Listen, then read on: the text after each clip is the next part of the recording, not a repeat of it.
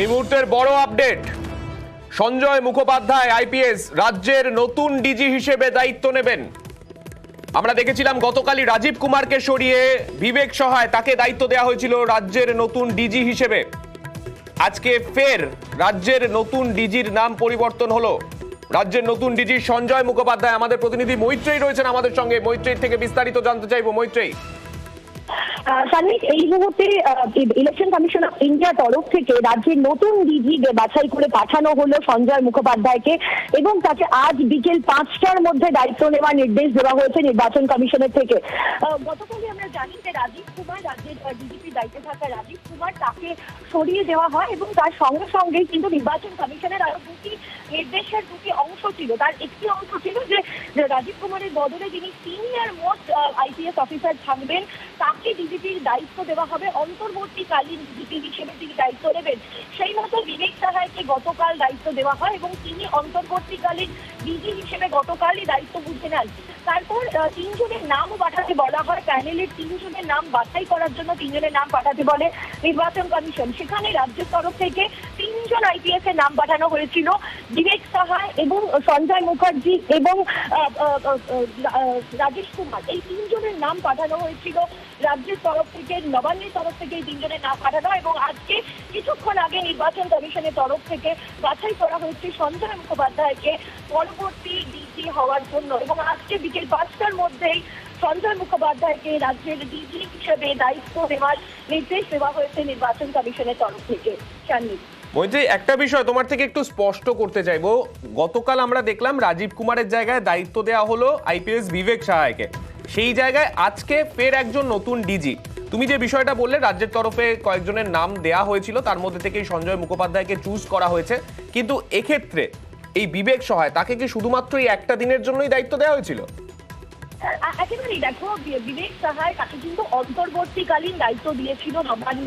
এবার দুটোর মধ্যে যে কোনো একটা হতে পারতো, যে যেহেতু তার নাম প্যানেলিস্টেও ছিল, অর্থাৎ রাজ্যের তরফ থেকে যে প্যানেলের নাম পাঠানো হয়েছিল তাতেও বিবেক সাহায়ের নাম ছিল, ফলে তার নামও কিন্তু নির্বাচন কমিশনের তরফ থেকে বাছাই করে পাঠানো যেতে পারত।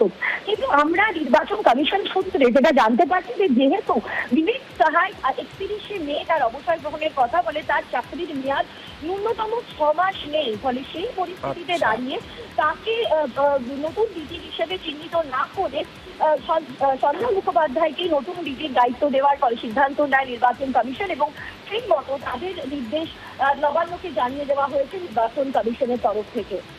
মৈত্রেয়ী, এক্ষেত্রে সব থেকে সিনিয়র যিনি ছিলেন বিবেক সাহায়, তার ক্ষেত্রে আর কিছুদিনের মধ্যে তার অবসরের কথা ছিল, সেই কারণে হয়তো সঞ্জয় মুখোপাধ্যায়কে দায়িত্ব দেওয়া হয়েছে। কিন্তু আমরা একটা জিনিস যেটা খেয়াল করেছি, এর আগেও আমরা দেখেছি 2016 সালে, তখনও রাজীব কুমার কলকাতা পুলিশের সিপি ছিলেন, সেই সময় তাকে দায়িত্ব থেকে সরানো হয়েছিল এবং তা নিয়ে রাজনৈতিক তরজা, যেটা এবারেও হচ্ছে, সেই জিনিসটা তো একটা সঙ্গে সঙ্গে চলছেই।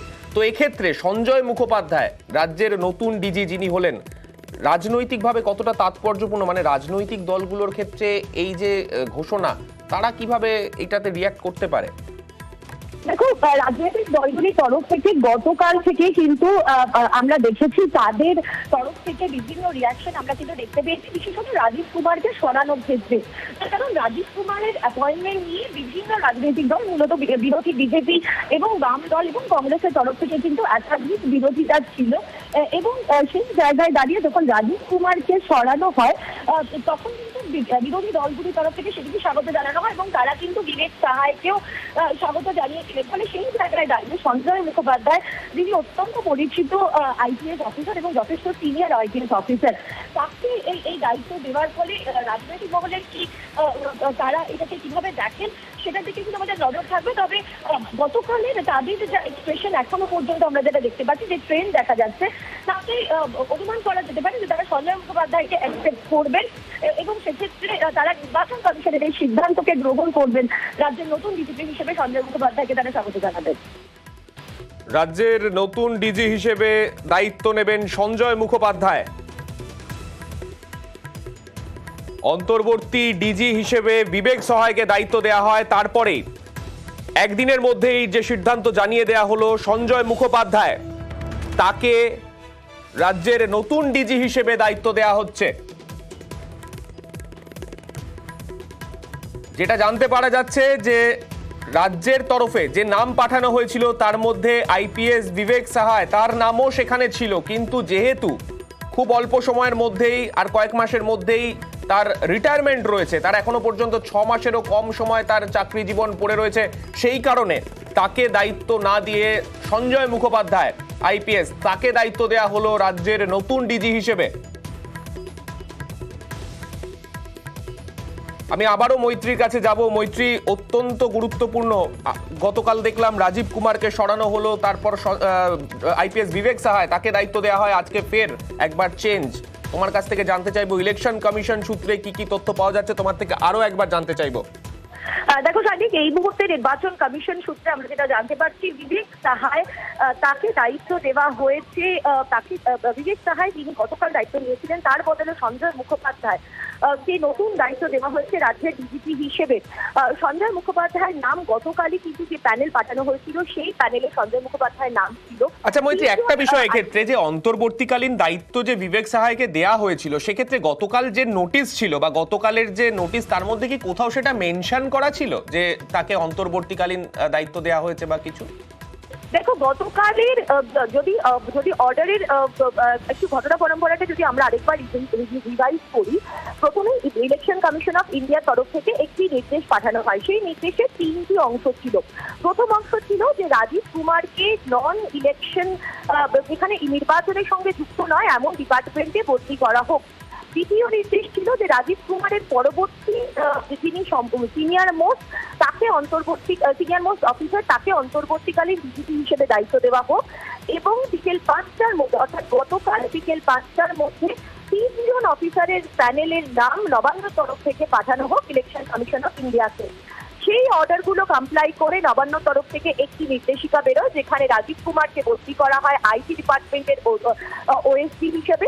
এবং দ্বিতীয় অর্ডারটি যেটা বের করা হয়েছিল, সেখানে বলা হয়েছিল যে in compliance with order by election commission of India, সেই নির্দেশিকার সেই অর্ডারের ডেট উল্লেখ করে সেখানে বলা হয়েছিল যে এই অর্ডার অনুযায়ী এবার সেখানে নতুন দায়িত্ব বহাল করা হলো বিবেক সাহায়কে, ডিজি হিসেবে নতুন দায়িত্ব দেওয়া হলো তাকে। এবং বিবেক সাহায় গতকাল সন্ধ্যাবেলায় সেই দায়িত্ব নিয়ে নেন। 3 নম্বর অর্ডারের যে অংশ ছিল, সেখানে বলা হয়েছিল যে 3 জনের নাম পাঠাতে, সেই অনুযায়ী নবান্ন 3 জন অফিসিয়ালের নাম পাঠান। কার কার নাম পাঠান? বিবেক সাহায়ের নাম পাঠান, 2 নম্বরে ছিলেন সঞ্জয় মুখার্জি এবং 3 নম্বরে ছিলেন রাকেশ কুমার। এই 3 জন আইপিএস এর নাম তারা পাঠান। এবং আজকে এই যে 3 জন আইপিএস এর নাম বাছাই করে পাঠানো হয়েছিল নবান্নের তরফ থেকে ডিজিপির জন্য, সেই জায়গায় 3 জনের মধ্যে থেকে সঞ্জয় মুখোপাধ্যায়ের নাম বাছাই করে ইলেকশন কমিশনের তরফ থেকে পাঠানো হয়েছে। এবং সঞ্জয় মুখোপাধ্যায়কে আজ বিকেল 5টার মধ্যে ডিজিপির দায়িত্ব নিতে বলা হয়েছে।